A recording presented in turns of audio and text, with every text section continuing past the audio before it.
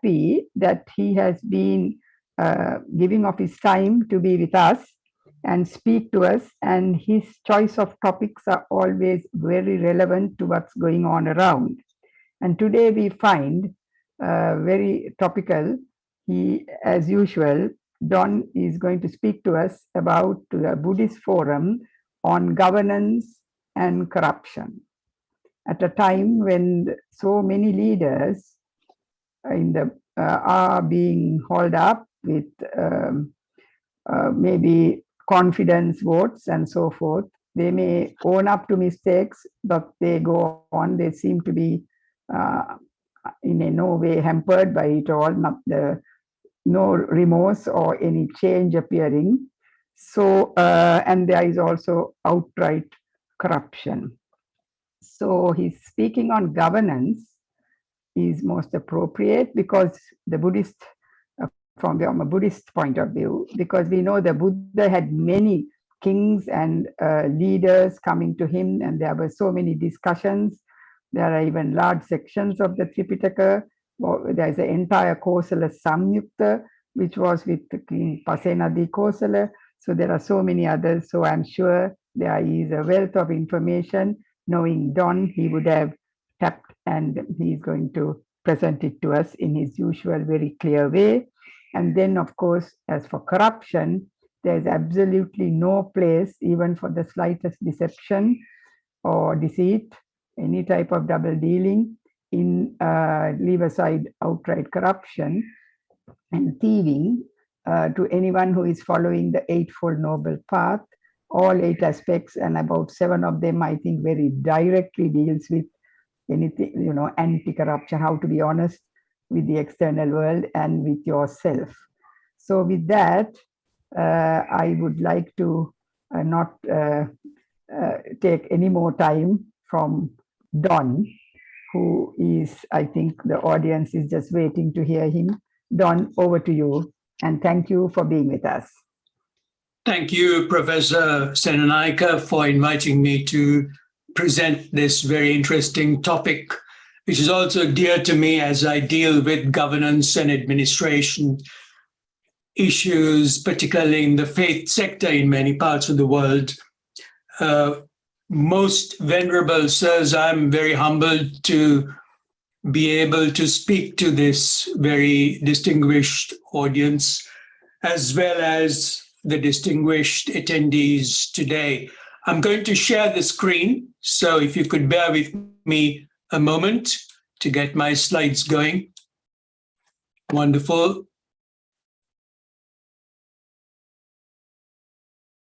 Playing from the start. I trust everyone can see the screen. Thank you so much for coming today on this very important topic of Buddhism, governance, and corruption. So the outline of this discussion is going to be, we will go into the Buddha's description of corruption, the significance of the Tipitaka to what's going on in the world today, the global impact of corruption, the UN Convention on Corruption and Governance Issues, how the Buddha and his disciples directly acted on corruption, a couple of case studies on corruption, the elemental impact of corrupt rulers, speaking truth to those in power, the Buddhist principles of governance and Buddhism for a sustainable Sri Lanka and the world. So, what exactly is corruption?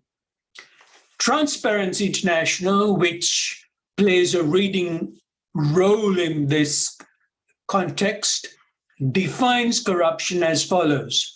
We define corruption as the abuse of power, of entrusted power for private gain. So now let's move from here to what the Buddha says about corruption. Let's take a look. So the Buddha called corruption a corrupt union. He linked corruption and he described corruption as a yoga. So let's take a look at the Sanskrit root of yuj, which means to join or to yoke or to unite. So to the Buddha, it was even more than the abuse of entrusted power. It is a union between an individual and the power of corruption. And he called it like this from the Brahmajala Sutta. He says, Ukkotana Vanchana Nikati Sachi Yoga, the crooked practice of corruption, deception, and fraud. This is much more interesting to me. The crooked practice of corruption, deception, and fraud. And the Buddha pointed out about this network that exists, that is interconnected. So moving on to the Tipitaka, I live in the Tipitaka. For me, the discourses of the Buddha is where I go to. The texts not only deal with the core principles of Buddhism, but to me, they are rich in information about the way the Buddha, disciples, women and men, dealt with key social, political, economic issues of the day, which are relevant ever so much now. For example, corruption, religious strife, terrorism, fake news, good governance, accountability, leadership, racism, casteism, equity, liberation of women, and sustainability. And this presentation, as Professor Sennaik has said before, is just a tiny snippet, a small sample of what the Buddha said and did on corruption, as the literature on this in the suttas is vast. So I have had to really work hard to choose to fit in to this time frame today. In order to do that, I'd like to set the global impact in terms of what's happening with corruption. So the UN first report on the UN Convention on Corruption came out in 2004. Several of us were all involved in this. And it defined corruption as follows.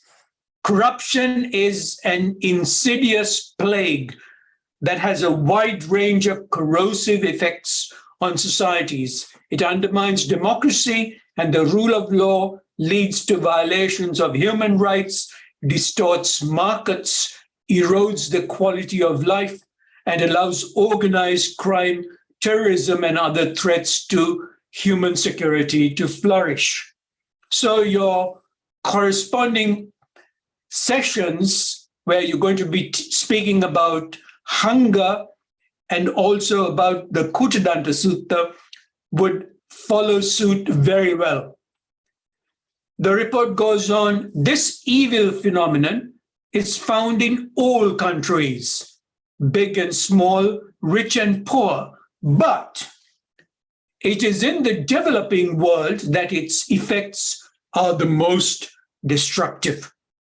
Corruption hurts the poor disproportionately by diverting funds intended for development, undermining a government's ability to provide basic services, feeding inequality and injustice, and discouraging foreign aid and investment.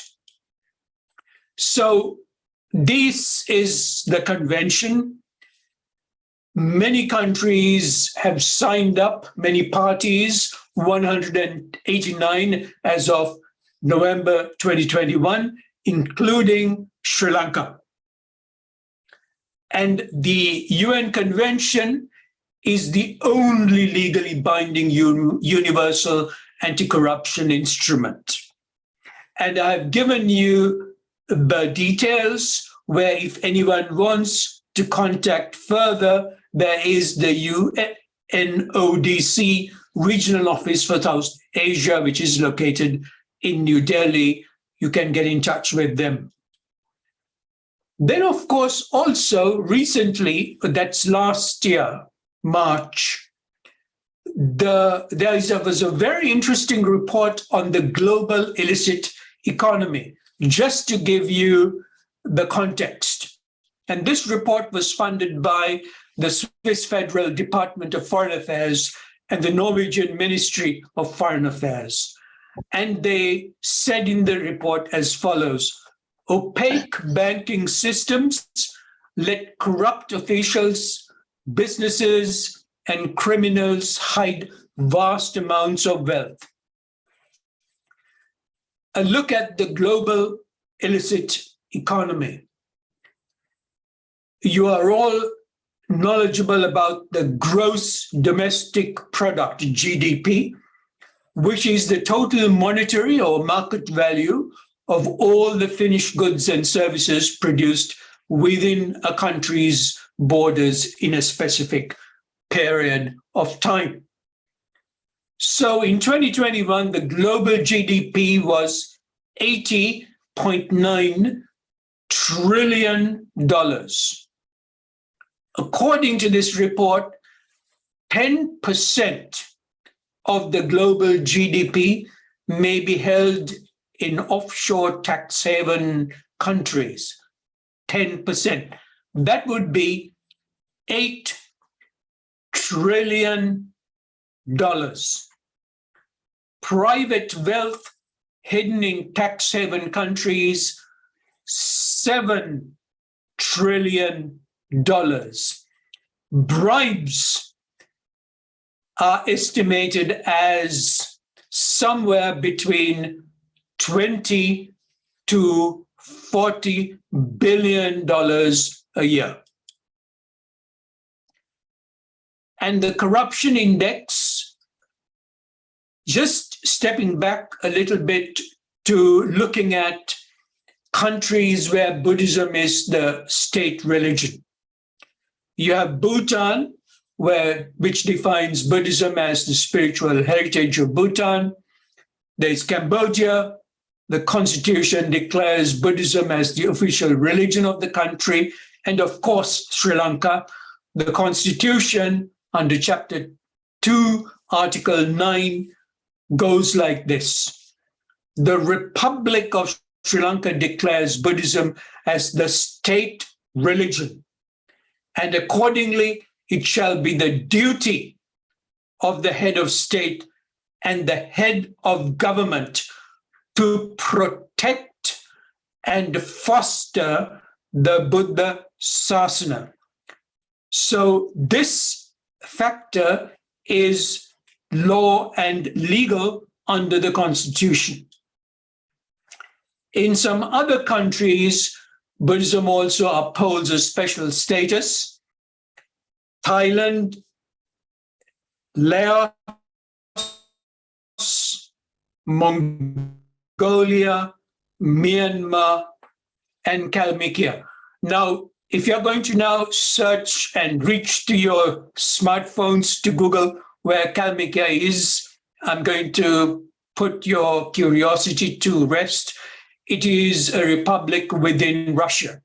It is in the north side of the Caucasus, and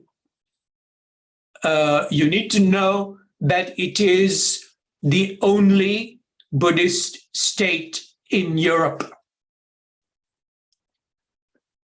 The Corruption Perception Index was put together by Transparency International, is an index which ranks countries by their perceived levels of public sector corruption as determined by expert assessments and opinion surveys.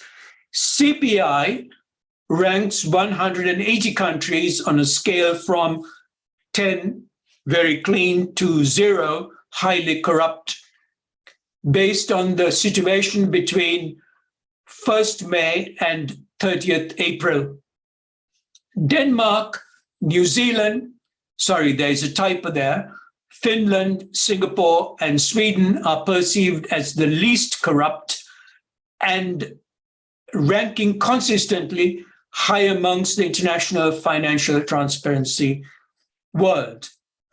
Let's take a look at some of the Buddhist nations. Japan, Bhutan, high up there. Sri Lanka is 103. Mongolia is 110. Thailand is 110. Laos is 128. Myanmar, 140. And Cambodia, 157. Moving on now to Buddhism and corruption. Against our present focus on unbridled economic growth and materialism, it is important to remember the start of the radical nature of Buddhism. And that is why in most of the presentations, I tend to take a step back to look at how it emerged and the context within which it emerged. And it began with Siddhartha Gautama, the Buddha, in Lumbini, some 2,500 years ago, born to the son of the ruler of the Sakyan Janapada, an area within the size of the kingdom of Kosala, nestled between Kosala and Magadha.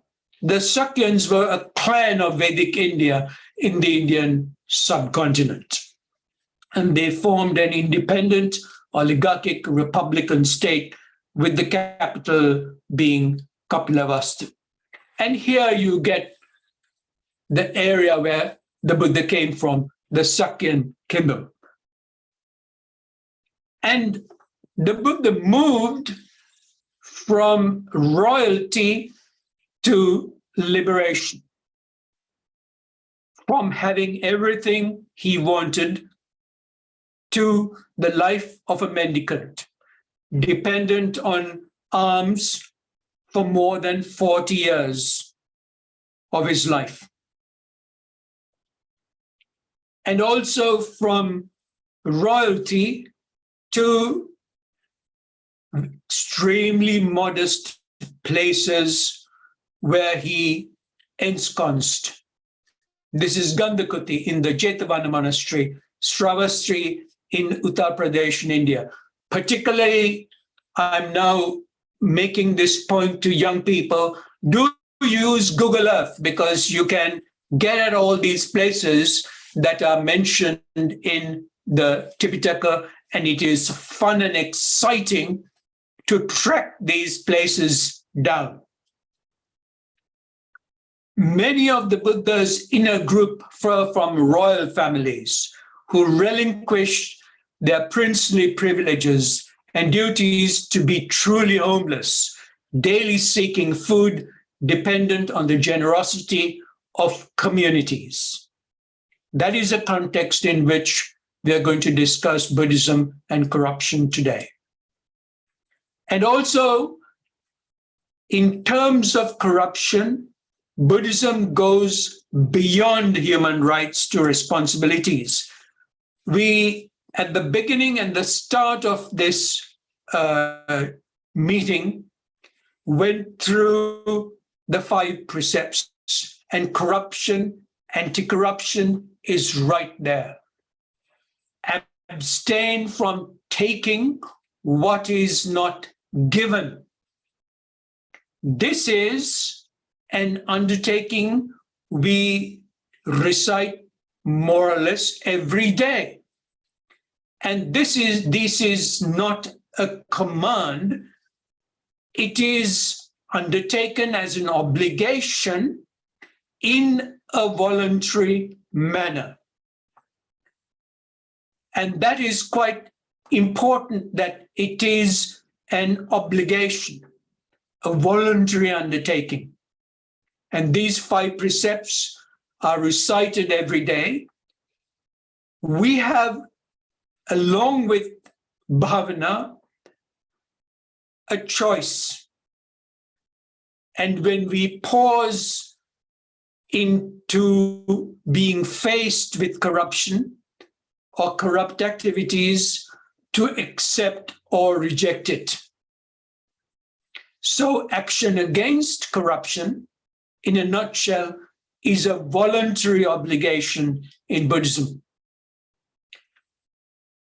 The Buddha discussed corrupt lifestyles in no uncertain terms. And I find this in the Samanyapala Sutta, long discourses, Digha Nikaya 2. The Buddha was once challenged by King Ajatasattu of Magadha to demonstrate whether a contemplative life plays any productive role in society. And in putting his response in perspective, the Buddha was critical of profligate living at this time. And here we can get a really interesting state of the art of what was happening amongst the aristocracy and the religious faith leaders during his time. And he goes, there are some ascetics and Brahmins who, while enjoying food given in faith, still make use of high, luxurious beddings. To continue, this includes things as sofas, couches, woolen covers, shag-piled, colorful, white, embroidered with colors, quilted, embroidered with animals, double or single fringed, and silk covers studded with gems, as well as silken sheets, woven carpets, rugs for elephants, horses or chariots, antelope hide rugs, and spreads of fine deer hide with a canopy above, red cushions at both ends.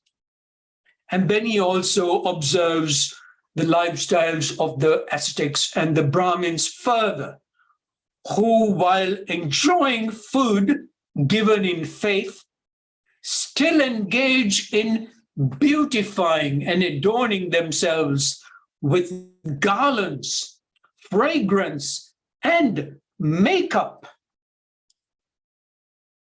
This includes, and this is what the Buddha says, this includes such things as applying beauty products by anointing, massaging, bathing and rubbing, mirrors, ointments, garlands, fragrances and makeup, face powder, foundations, bracelets, headbands, fancy walking sticks or containers, rapiers, parasols, fancy sandals, turbans, jewelry, chowries, and long fringed white robes. That is the state of the art of corruption which existed during his time. And the Buddha also talked about the network or the impact, the butterfly effect of corruption. This is an article from the American Scientist, and he describes the so-called butterfly effect. Nearly 45 years ago, during the 139th meeting of the American Association for the Advancement of Science, Edward Lawrence posed a question. Does the flap of a butterfly's wings in Brazil set off a tornado in Texas? And the answer to that question probably differs from what you heard. The concept referred to as the butterfly effect has been embraced by popular culture, where the term is often used to emphasize the outsized significance of minute occurrences. Lawrence's insight called into question laws introduced as early as 1687 by Sir Isaac Newton, suggesting that nature is a probabilistic mechanical system, a clockwork universe. So let's see how the Buddha described the butterfly effect 2,500 years ago. Governance was a major issue, and the Buddha spoke fearlessly and directly to rulers, repeatedly pointing out that the way they governed had a direct impact not only on the people, but on the environment and beyond. Let's take a look at Adhammika, which is in Anguttara Nikaya. At a time when kings are corrupt, royal officials become corrupt. When royal officials are corrupt, Brahmins and householders become corrupt. When Brahmins and householders are corrupt, the people of the town and country become corrupt. When people of town and country are corrupt, the courses of the moon and the sun become erratic. The courses of the stars and constellations, the days and nights, the months and fortnights, the seasons and years become erratic. The blowing of the winds become erratic and chaotic. The deities are angered. The heavens don't provide enough rain. The crops ripen erratically. When people eat crops that have ripened erratically, they become short-lived, ugly, weak, and sickly, or in other words, malnourished. This is the butterfly effect or impact on corruption. And the converse, of course, is also there. When the kings are principled, it works down the line. Royal officials become principled. Brahmins and householders, people of town and country become principled. When the people of the town and country are principled, the courses of the sun and moon become regular. The stars and constellations, the days and nights, the months and fortnights, the seasons and years become regular. The blowing of the winds become regular and orderly. The deities are not angered. The heavens provide plenty of rain. When the heavens provide plenty of rain, the crops ripen. When people eat crops that have ripened well, they become long-lived, beautiful, strong, and healthy.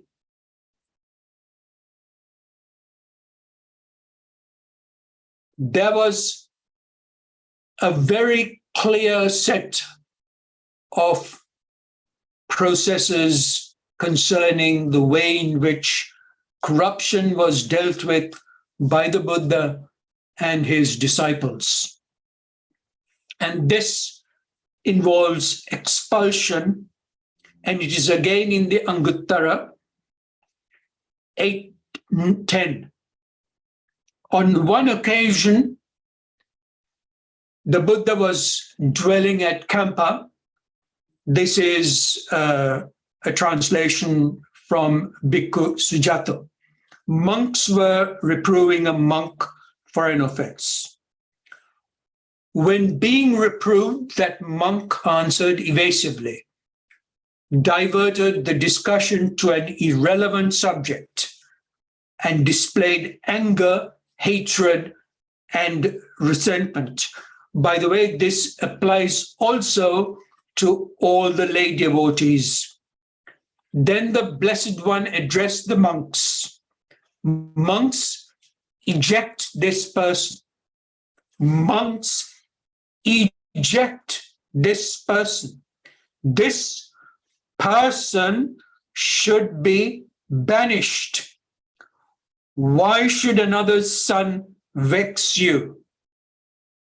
Here, monks, so long as the monks do not see his offense, a certain person has the same deportment as the good monks.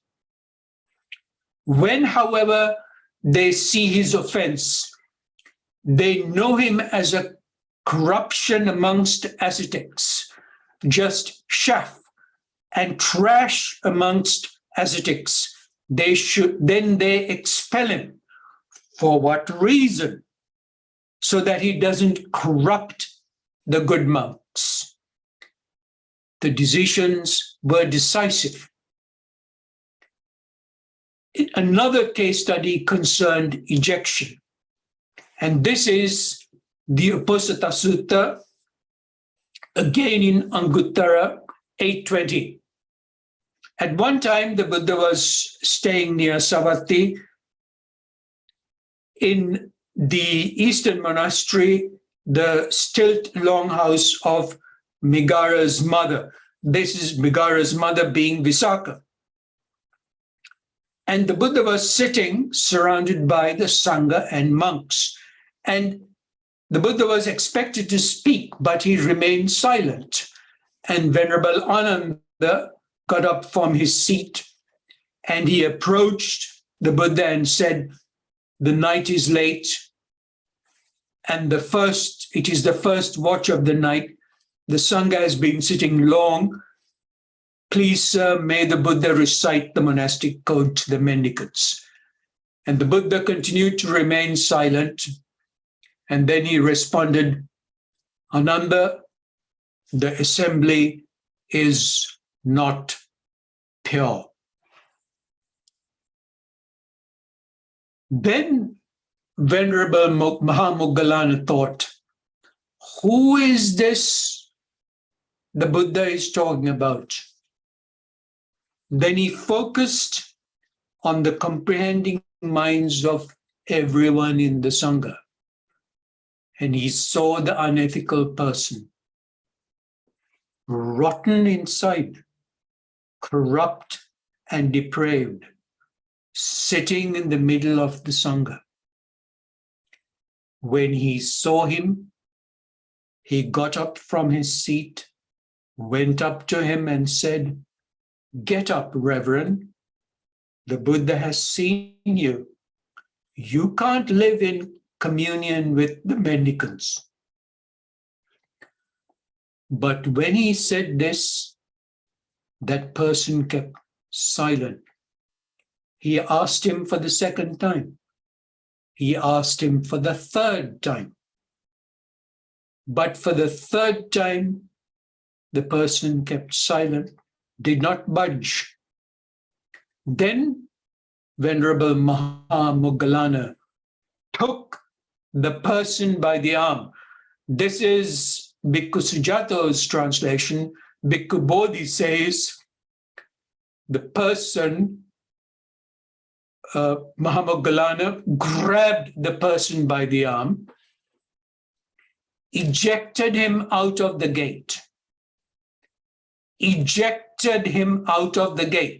and bolted the door. Then he went up to the Buddha and said to him, "I have ejected the person and the assembly is pure." And the Buddha responded, "It is incredible, Moggallana.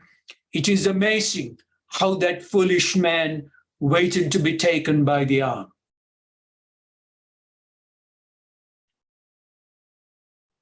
Linking with corruption, in dealing with corruption, is in doing it through the processes of democracy.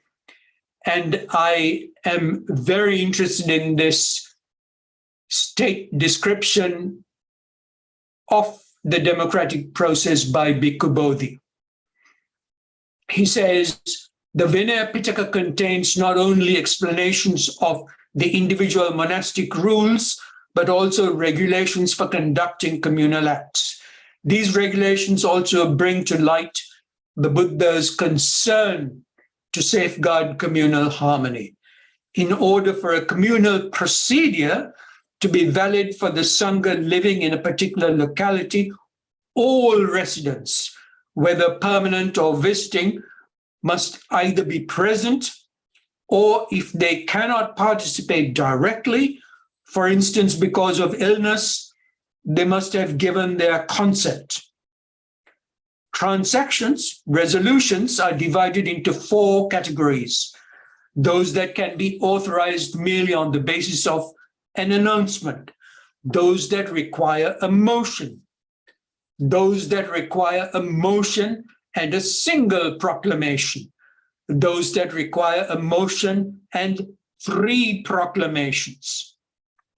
Those acts that require more than a more complex procedure are considered more important than those that can pass with a simple procedure. For instance, an act of ordination by which a new candidate is admitted to the Sangha is considered an important procedure that requires a motion and 3 proclamations, while appointing a monk as a distributor of meals requires only a motion and 1 proclamation. You find this interesting procedure of 3 proclamations, and where is this found now? In the procedures for passing a bill, either by the House of Commons or the House of Lords in the UK. A bill has to be read and passed 3 times. I'd like to just draw that to your attention. During the procedure, in the case of the Sangha, the members of the community give their consent by remaining silent. All present are invited to voice any objections during the procedure, and if there are no objections, the transaction is declared to have taken place. I would like to recommend this procedure of silent approval to all the participants, all the parliaments across the world. This very interesting case study concerns what we now are always subject to, the spin versus the truth. And the spin that you see in politics all across the world.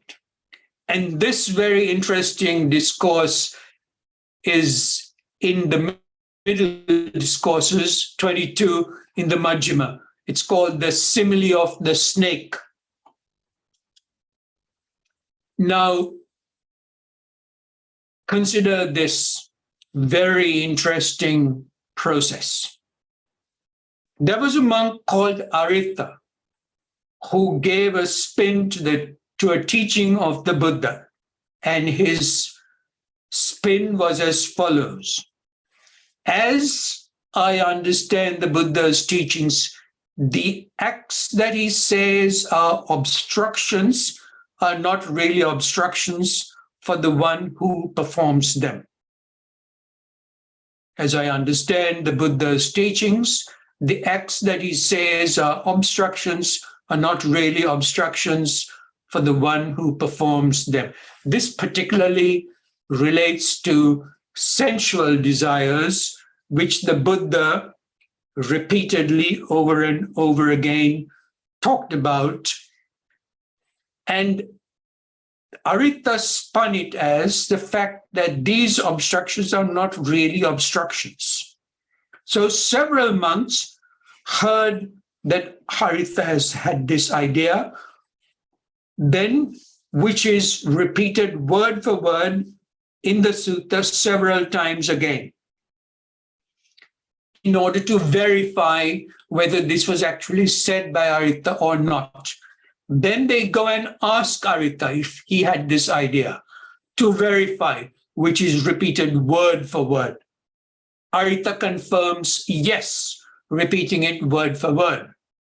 Then the monks request Arita to retract his statements. They cite what the Buddha said, which contradicts what Arita said. Arita refuses to retract. He doggedly sticks to this idea and repeats what he said. Then the monks go to the Buddha and puts the case to him. They inform what Arita said. So in the sutta so far, this misconception was repeated and established some 10 times. Then the Buddha asks the monks to fetch Arita, which they do. The Buddha then asks Arita if he made the statement. Arita repeats the sentence twice more, making it 12 times. Following Arita's response, the Buddha then repeats what he said, which contradicts Arita's misconception. Haven't I said in many ways that obstructive acts are obstructive and that they really do obstruct the one who performs them? The Buddha then tells Arita that by misrepresenting his teachings, Arita is slandering him and that he will become notorious. Then the Buddha turns to the monks. He cross-examines them and gets them to repeat the things he has said, which contradicts Arita's misconception. The Buddha contradicts Arita's statement about 4 times. So you can see the detail with which the Buddha and the disciples went to dealing with corrupt statements and corruption at the time. But for me, the takeaways are as follows. After listening to Arita, some monks decided to take action. They first verified from Arita what he said and then gave him the option to rectify his statements. Following in action, they brought the case to the attention of the Buddha. There was clearly a very interesting complaints and grievance procedure, not found very much in faith organizations in the world today. There was an open and fearless atmosphere around the environment of the Buddha. You could take anything to him and present any case to him. The complaints were not ridiculed. Then above all else, the Buddha took immediate action. There was no procrastination. There was no postponement of any kind whatsoever. The case was not deferred. It was held immediately. He heard the complaint, verified the complaint directly, and then after establishing facts, the Buddha took decisive action. I'm going to, because of time, leave this section, but I just want to draw your attention to 88. Going against all odds has consequences. I see it in my own situation, but I learned disciples that taking action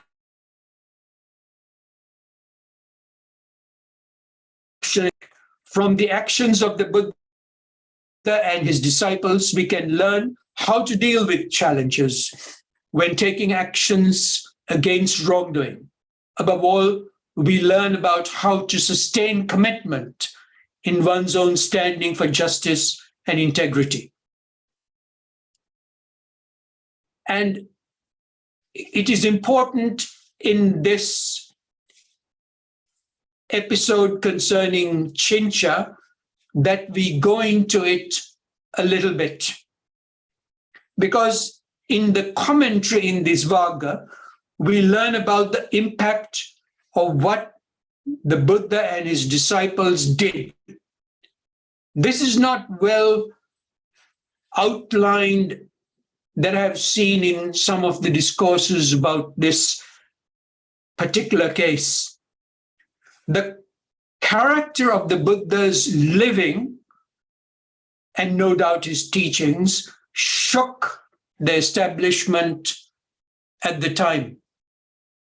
And a group of faith leaders expressed grave concerns. By what means, and this is in the commentary,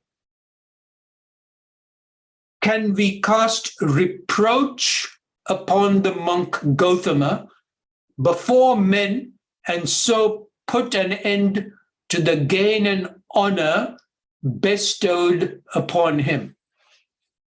By what means can we cast reproach upon the monk Gautama before men and so put an end to the gain and honor bestowed upon him? So there was a deep plot, a group, a network around him. And on many and numerous occasions, the Buddha was accused of false speech, corrupt practices, sexual misconduct. As today, fake news streams, then being rumor, innuendo, gossip, were virulently active. He was abused, called all manner of names. Religious leaders raised concerns about his character with kings. There were attempts on his life, schisms plotted and engineered. There were public protests concerning his teachings. The Buddha's response to allegations of wrongdoing was to take them head on. He did not claim victimhood. He did not attack the Brahmins for centuries of oppression. He refuted allegations and, above all, walked the talk. And that was what refuted the allegations. Moving on to accountability. Just to point out that the United Nations is not immune to lobbying practices. And this concerns the Climate of Protocols Conference 26, which happened in Glasgow in November. According to this BBC report, campaigners led by Global Witness assessed the participants list which attended this conference, and they found that 503 people with links to fossil fuel interests had been accredited to the climate summit. This is something which I experienced during my time with the United Nations Environment Programme during summit meetings. These delegations are said to lobby for oil and gas industries, and campaigners said they should be banned. And according to a spokesperson from Global Witness, he says their influence is one of the biggest reasons why 25 years of UN climate talks have not led to real cuts in global emissions. And you will find that the fossil fuel lobby embedded in government delegations numbered more than in any other government delegation. And right at the end, I was wondering, how is it that this conference was going very smoothly? But right at the end, when the resolutions were being passed and it came to the final declaration, just before the conference was to wrap up, two countries, India and China, brought in the resolution to change the wording of COP26, the resolution concerning fossil fuels, which was then changed from phase out fossil fuels to phase down fossil fuels, a very different meaning altogether.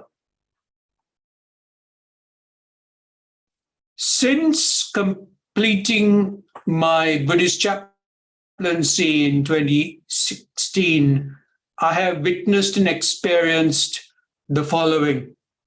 There have been well-reported cases of fraud and sexual abuse within 3 Buddhist institutions in the global news media. I've had personal experience in engaging with governance issues in several Buddhist institutions. And my understanding is as follows. Willful blindness and fear among the memberships to take action, particularly upsetting a faith leader. A dominant administration which discourages dissent. The lack of any open and transparent complaints and grievance procedures. The lack of a democratic procedure. The reluctance on the part of the membership to take action as it would put Buddhism in bad light.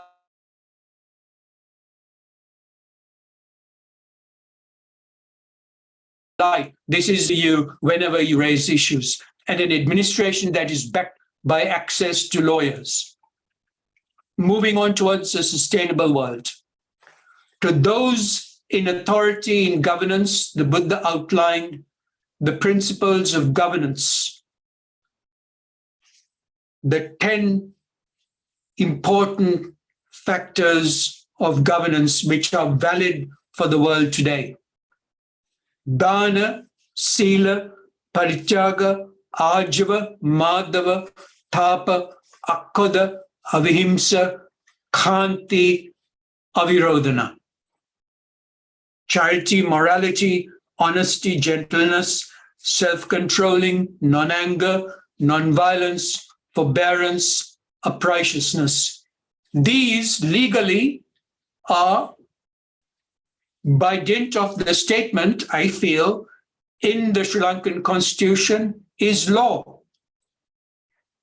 The detailed, precise, and democratic actions by the Buddha and his disciples against corruptions have no parallels in world history. At the same time, many predominantly Buddhist nations are at the lower end of the corruption index for nations. I'd like to pose this question to you, to distinguished attendees here. Why is this the case? Moving to a sustainable society. The Buddha and his disciples dealt decisively with corruption. The Buddha did not shy away from speaking truth to power. They proposed and practiced constructive action. Our lifestyles have elemental impacts on nature. The Buddha and his disciples established a democratic Sangha. They demonstrated an inclusive Sangha based on meritocracy, transparency, and accountability. The process of justice was fair and justice for all. And today, it is my fervent belief that Buddhism offers these dynamic and existing teachings for a sustainable Sri Lanka and a sustainable world. I do not know of any spiritual text that so decisively deals with corruption and then highlights the importance of good governance in detail as I have heard and learned in my life from the teachings of the Buddha. Thank you very much. I'm on Facebook. Do get in touch with me. I'll stop sharing now. Thank you to the servants of the Buddha for enabling me to have a discussion with you.